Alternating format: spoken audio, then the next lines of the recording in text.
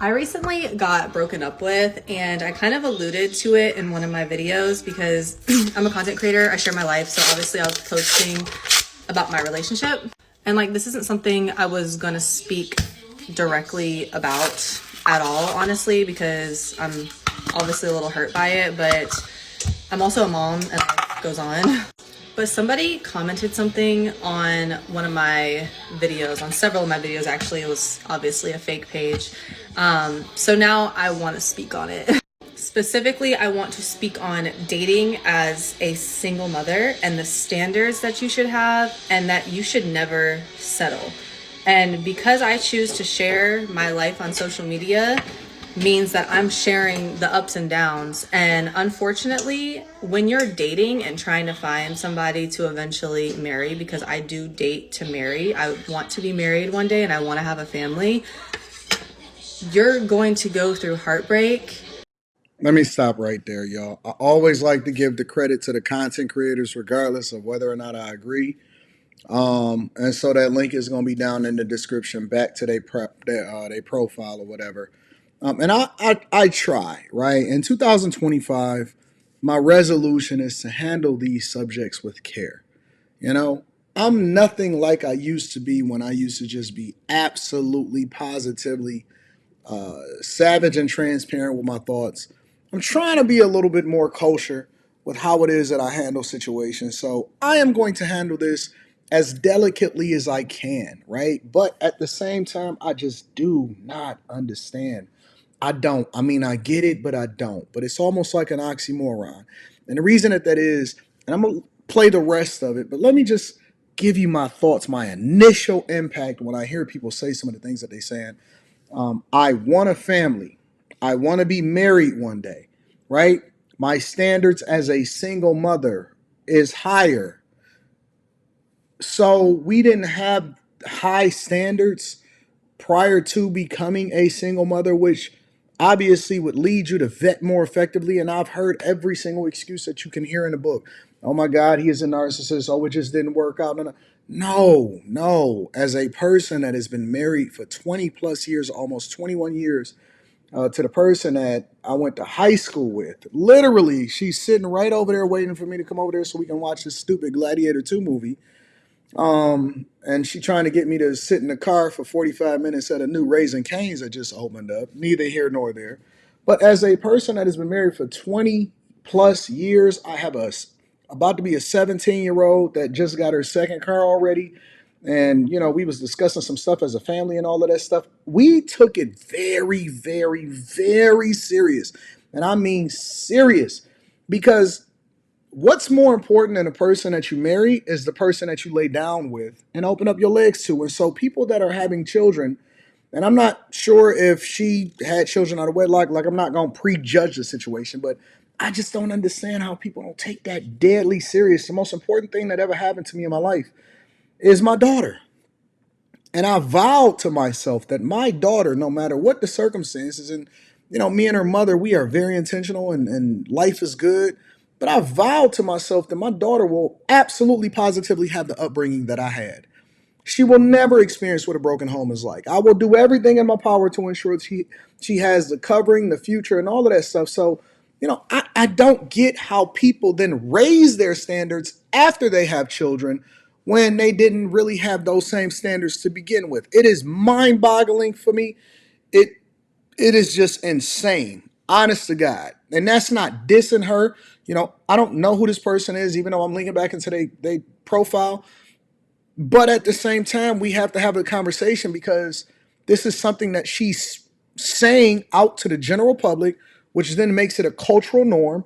And this is stuff that I see every single day. And now it's become normalized for people having this mentality.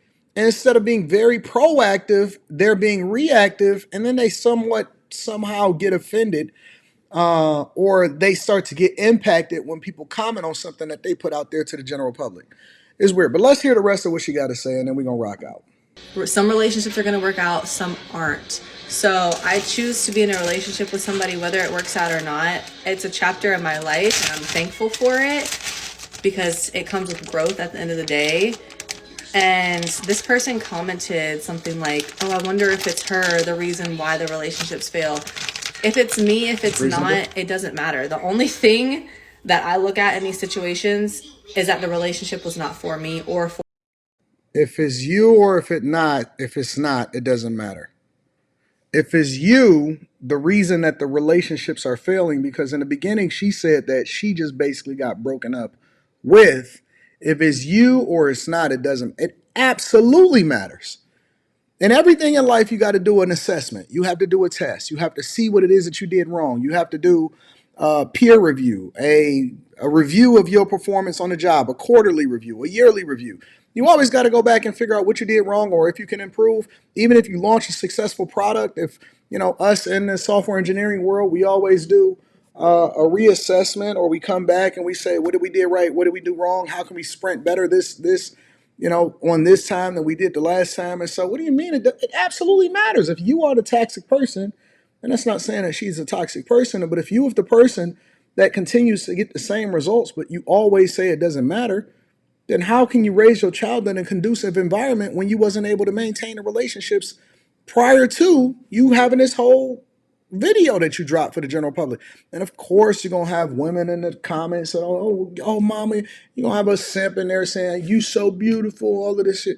But the reality is that if you're not getting the results, you have to go back and look at what you're doing wrong. And I know what the sentiment is always. Oh, it just means that we not for each other. It's not our time. We wasn't aligned. It would no, dog. No, no, no, no.